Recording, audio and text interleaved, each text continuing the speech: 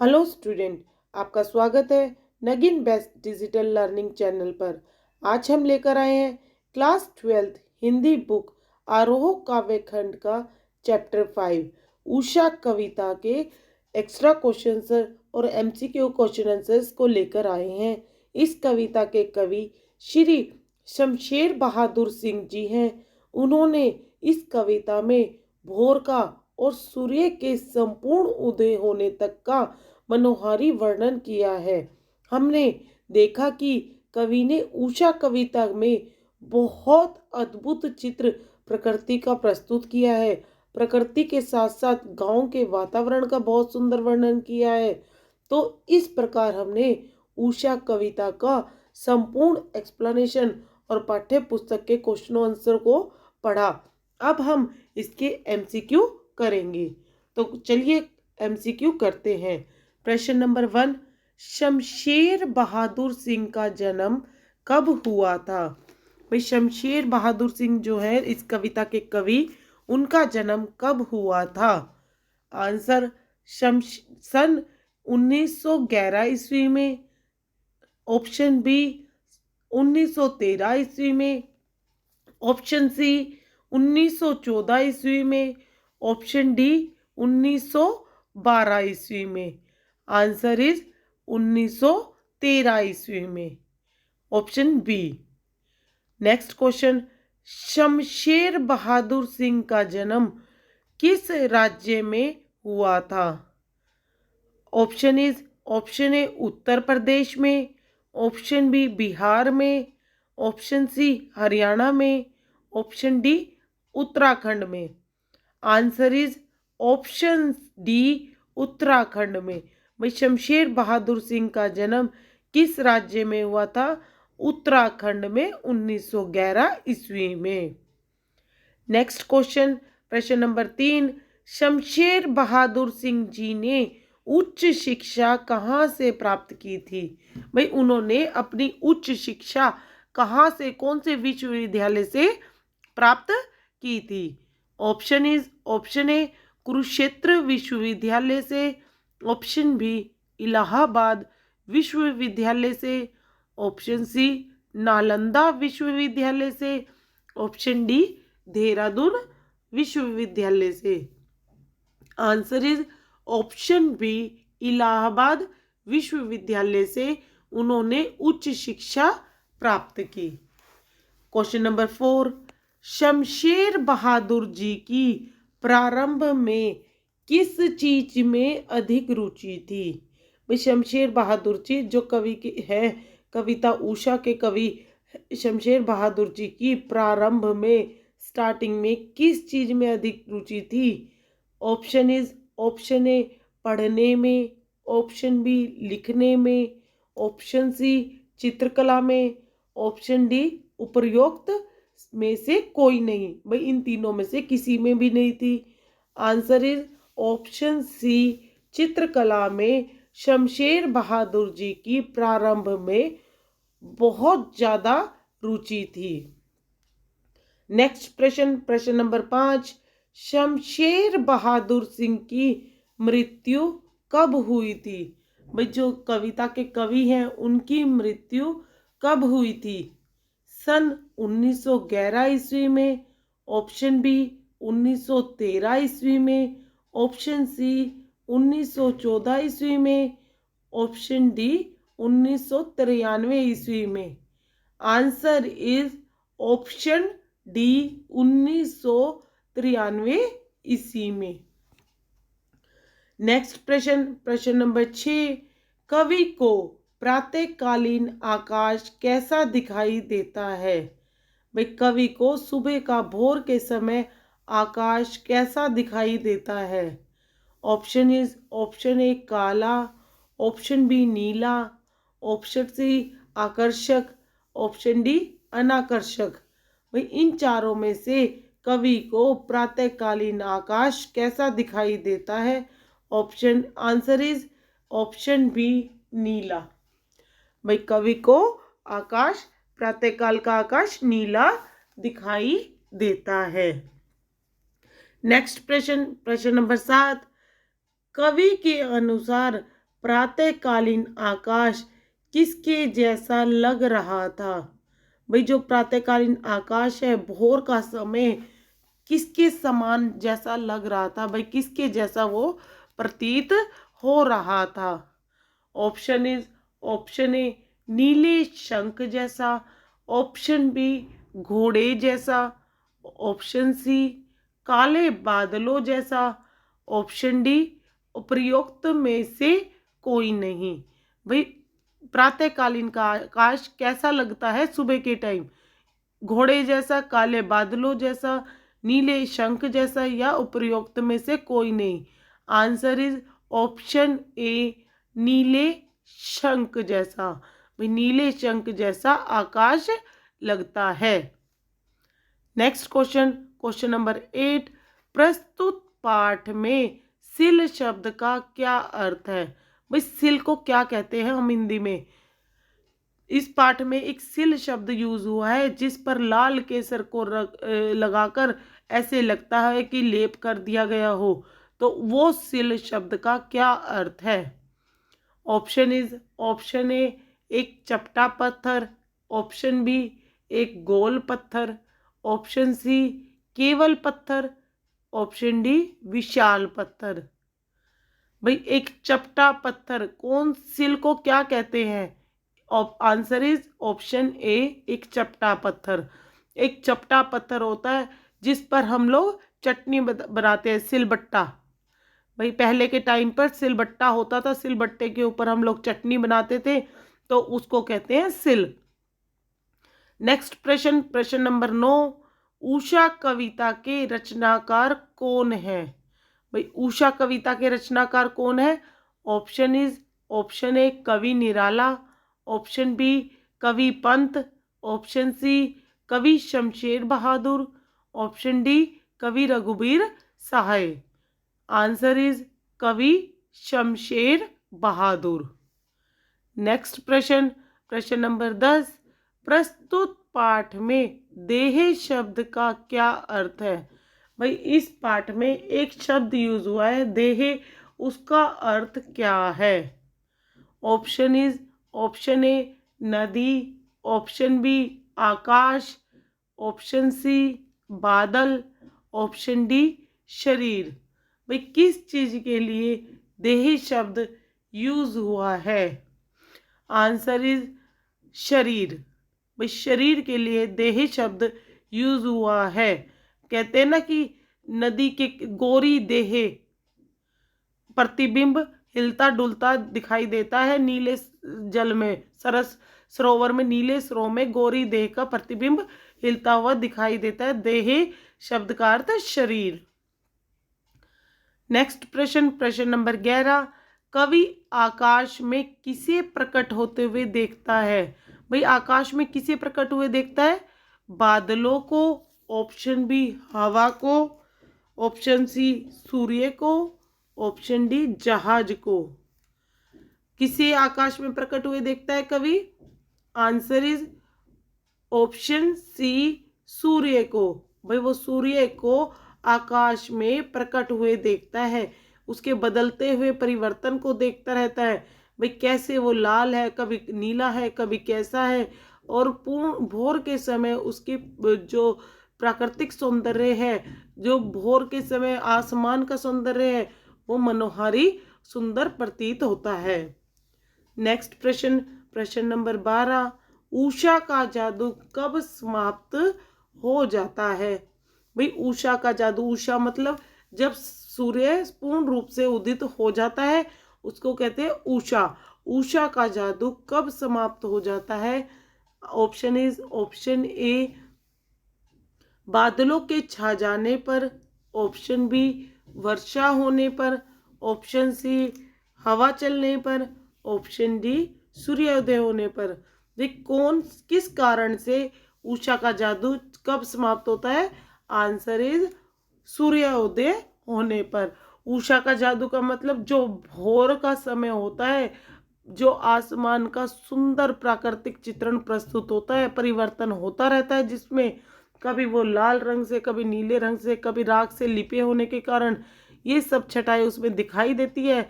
तो उसे कहते हैं प्रकृति का जादू। और ये कब समाप्त होता है? वो होता है सूर्योदय होने के बाद, भाई पूर्ण रूप से जब सूर्योदय हो जाता है। नेक्स्ट प्रश्न, प्रश्न नंबर 13, कवि ने नीले जल में झिलमिलाती देह की तुलना किससे की है? भाई इस कविता में कवि ने नीले जल में, यानी नीला जल किसे कहा है? सरोवर में जो नीला जल होता है उसकी तुलना किससे की है? आकाश से। झिलमिलाती देह की तुलना किससे की है? भाई नीले जल की तो आकाश से कर दी है, और झिलमिलाती देह की तुलना किससे की है? ऑप्शन ए बादलों से, ऑप्शन बी वर्षा से, ऑप्शन सी भोर के नभ से, ऑप्शन डी कविता से। भाई इन सब में से नीले जल में झिलमिलाती देह की तुलना कवि ने ऑप्शन सी भोर के नभ से की है। भाई भोर के नभ के समय ऐसे लगता है जैसे नीले जल में गोरी देह झिलमिलाती हुई, यानी उसका प्रतिबिंब झिलमिलाता हुआ दिखाई दे रहा हो। नेक्स्ट प्रश्न, प्रश्न नंबर 14, उषा कविता में कवि ने किस जगह की सुबह का वर्णन किया है? भाई उषा कविता के अंदर कवि ने किस जगह की सुबह का वर्णन किया है? ऑप्शन ए शहर की सुबह, ऑप्शन बी घर की सुबह, ऑप्शन सी गांव की सुबह, ऑप्शन डी खेत की सुबह। आंसर इज ऑप्शन सी गांव की सुबह। भाई उषा कविता में कवि ने गांव की सुंदर सुबह, जहाँ पे प्राकृतिक अपनी छटा निराली सी बिखेरे रखती है, अपने सारे तरफ मनोहारी चित्रण होता है, मन को हर लेने वाला सारी जगह प्राकृतिक सौंदर्य होता है गांव में, हर पवित्र से बिल्कुल साफ सुथरी हवा चलती है, सारा खाना पीना सब गांव का माहौल इतना अच्छा होता है कि उसमें उषा कविता में कवि ने किस जगह की सुबह का वर्णन किया है? वहां पर कवि ने गांव की सुबह का वर्णन किया है, क्योंकि गांव की सुबह ही उसकी छटा ही देखते ही बनती है। नेक्स्ट क्वेश्चन, क्वेश्चन नंबर 15, सूर्य उदय के समय किस दिशा में लाली भर जाती है? भाई जब सूर्योदय होता है तो उस समय किस दिशा में सबसे ज्यादा लाली भरी होती है? ऑप्शन ए पूर्व दिशा में, ऑप्शन बी पश्चिम दिशा में, ऑप्शन सी दक्षिण दिशा में, ऑप्शन डी उत्तर दिशा में। भाई किस दिशा में सबसे ज्यादा लाली होती है? ऑप्शन ए पूर्व दिशा में। पूर्व दिशा से सूर्य उदय होता है तो पूर्व दिशा में ही लाली बहुत ज्यादा होती है। पूर्व दिशा में ऐसे लगता है कि एक आग का गोला आसमान में रखा हुआ है, ऐसे लालिमा सारी ओर फैली होती है, लाल लाल आकाश होता है, देखने में बहुत सुंदर लगता है। उसका मनोहारी चित्रण वर्णन करने के योग्य भी नहीं है। भाई उसका हम वर्णन भी इतनी आसानी से नहीं कर सकते, क्योंकि उसका सौंदर्य देखते ही बन रहा था।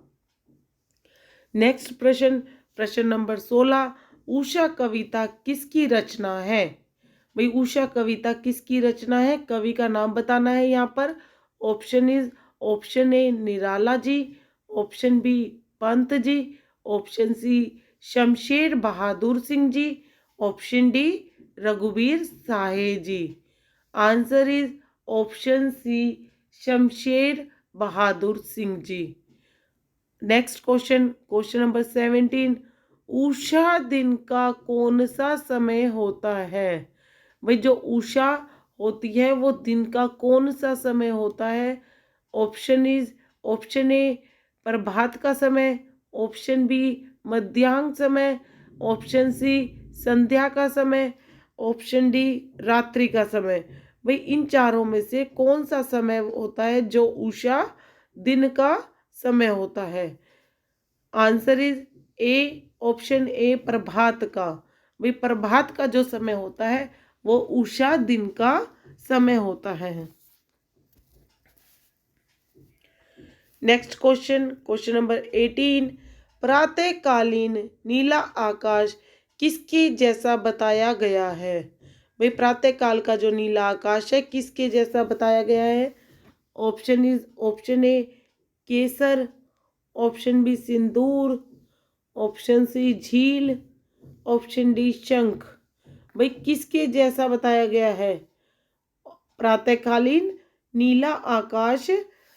ऑप्शन डी शंख, शंख जैसा बताया गया है। Next question number 19।